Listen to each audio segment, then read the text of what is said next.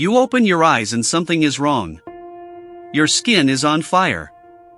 Your throat feels like you swallowed sand. Every joint in your body aches, the kind of ache that lives deep in the bone where you cannot reach it. You try to stand and the world tilts sideways. Now here is the part that matters. There is no doctor. No hospital. No pharmacy on the corner. No phone to call anyone. It is 40,000 years ago, and you are sick, and nobody on this entire planet has a word for what is happening inside your body. But someone is already walking toward you with a handful of leaves. Stay with me. Because what your ancestors knew about healing will change how you see that medicine cabinet of yours. We have this picture in our heads. Ancient human gets sick. Ancient human dies. Simple, brutal, quick. No antibiotics, no surgery, no chance. Most people imagine prehistoric life as a kind of revolving door between health and death, with nothing useful in between. The bones tell a very different story. In the 1950s, an archaeologist named Ralph Seletsky started excavating inside a cave in the Zagros Mountains of northern Iraq. The cave is called Shanidar. Over several field seasons, his team pulled 9 Neanderthal skeletons out of the sediment, some of them remarkably well preserved. And what those bones revealed would force the scientific community to rethink everything they assumed about prehistoric people and how they treated each other. One skeleton, researchers call him Shanidar One, had been through absolute hell. Blind in one eye, probably from birth or early childhood trauma. A withered right arm, shrunken and useless, likely the result of a fracture that never set properly. Damage to one leg severe enough that he walked with a pronounced limp. Healed fractures running across the left side of his face. And he was old. Not died young in a fight old. Genuinely, remarkably old. Possibly in his 40s or 50s, which for a Neanderthal 50,000 years ago was ancient. Every one of those injuries had healed. Not overnight. Not in weeks. Over years and years of someone else keeping him alive. Think about what that means. This man could not hunt. Could not run from predators. Could not carry heavy loads or keep pace with a group on the move.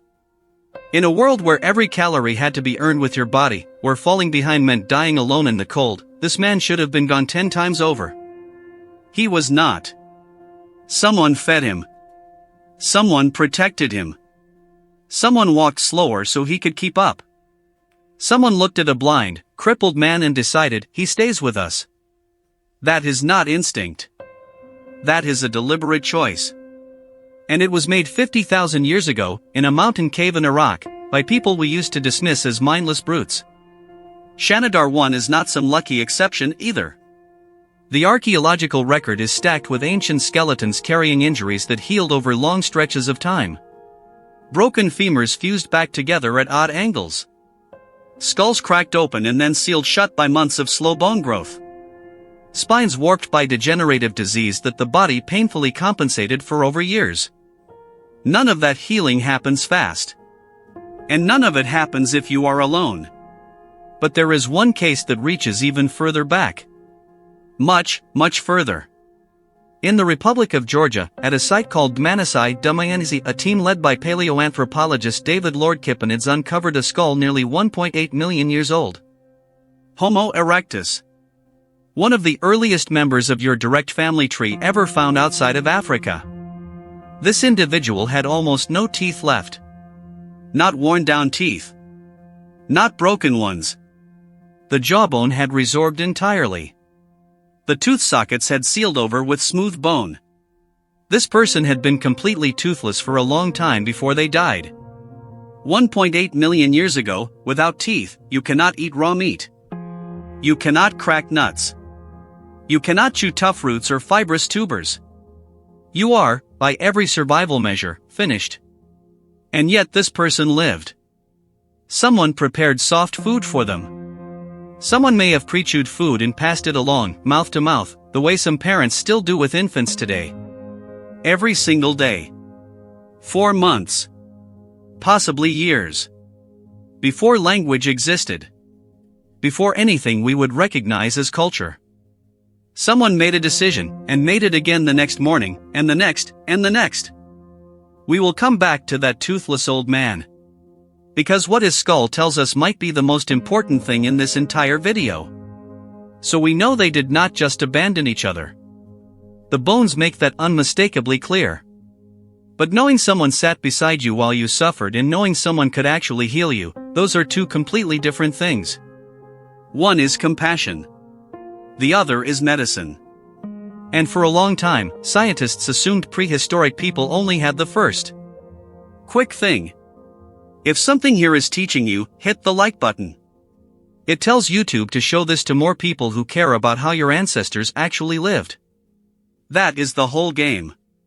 Now, back to the cave.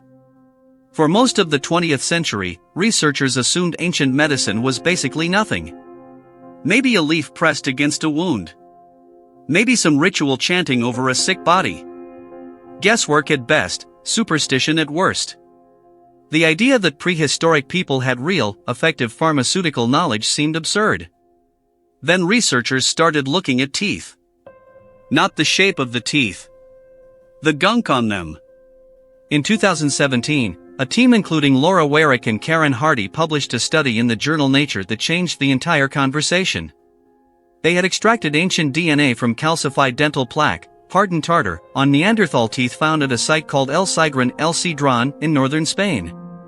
50,000-year-old plaque, preserved like a sealed time capsule of everything that mouth had ever touched. What they found was staggering.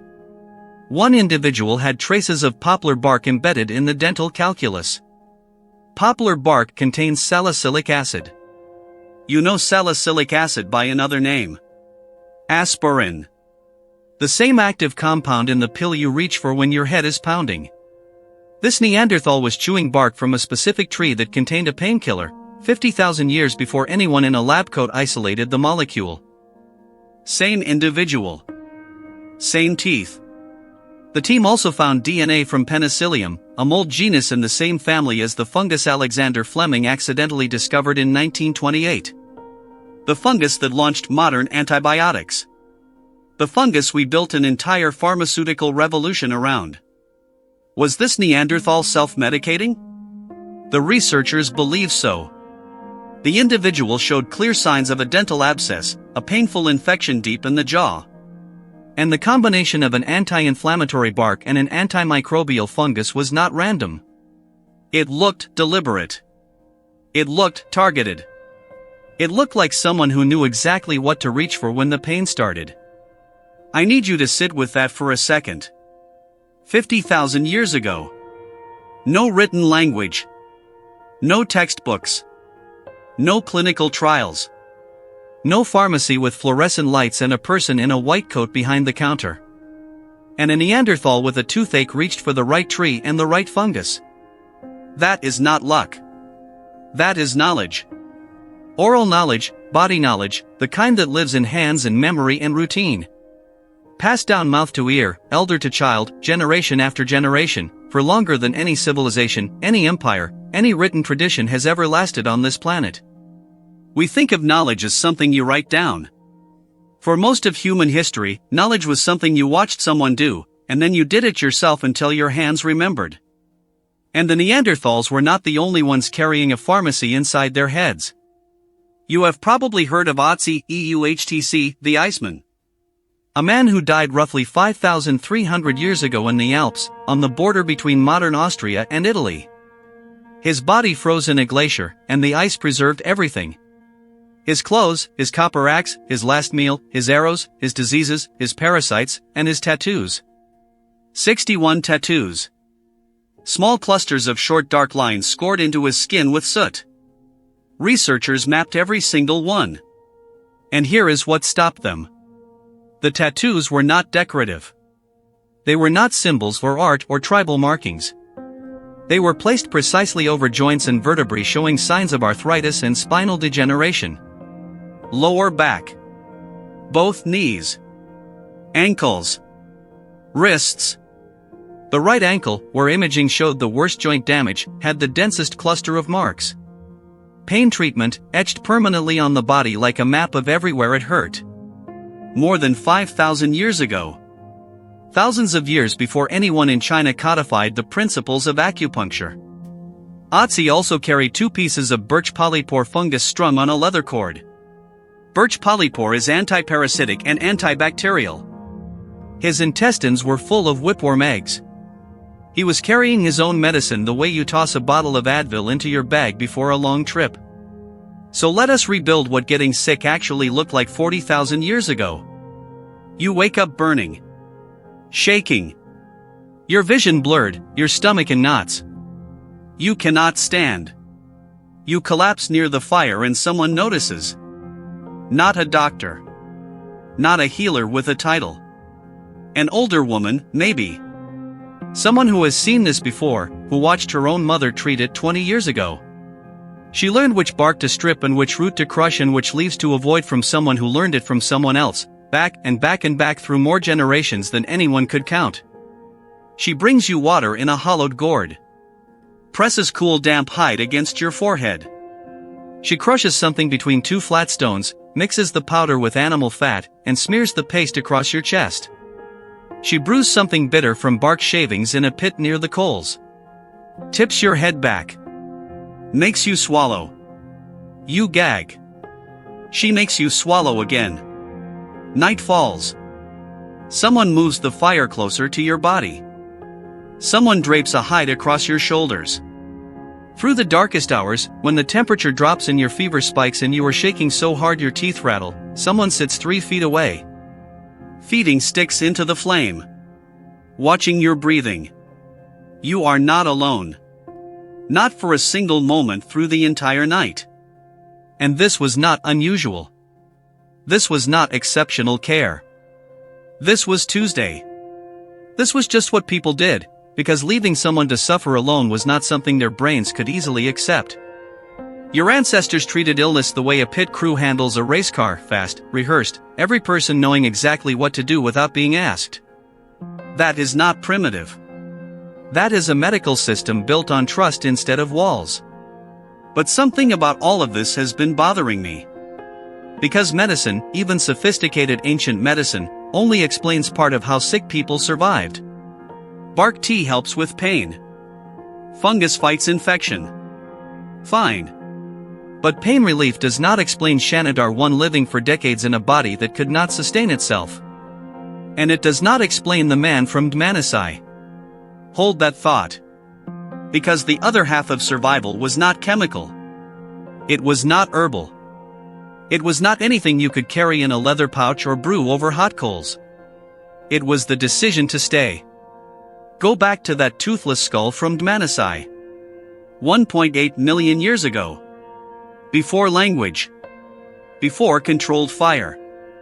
Before anything resembling culture or religion or moral code. Someone looked at an old man who could not feed himself and made a choice. Not once. Every single day. Find the food. Prepare it. Soften it. Hand it over. Watch him eat. Do it again tomorrow. And the day after that. And the day after that. With no promise of anything in return. No law required it. No God commanded it. No social contract existed in any form. Nobody was watching. Nobody was keeping score. They just did it. That is the oldest medicine on earth. Not a plant. Not a compound. Not a technique. A decision. The decision that someone next to you matters enough to keep alive even when it costs you calories you cannot spare, even when it slows the whole group down, even when the coldly rational thing would be to walk away and never look back. That impulse did not come from nowhere. It is in you right now, and you have felt it.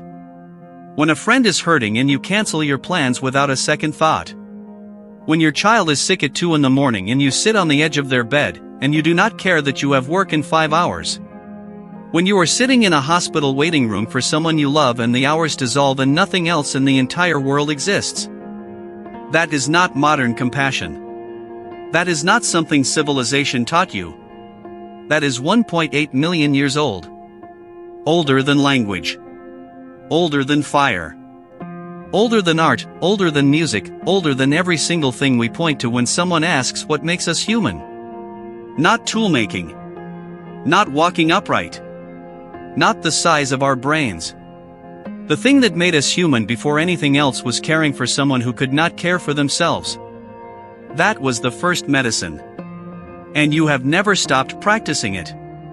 So the next time you are sick, really sick, the kind where you cannot lift yourself off the couch and the whole world feels like it is collapsing, and you reach for that bottle of ibuprofen, remember something. 50,000 years ago, someone reached for a strip of poplar bark. And it worked. And 1.8 million years before that, someone did not reach for anything at all. They just sat next to you. And they did not leave. That worked too. If this changed how you think about your own species, tell me in the comments. What surprised you most? And if you want to know what your ancestors actually did all day when they were healthy and strong and free, that story is waiting for you right here. Because the answer is nothing like what you have been told.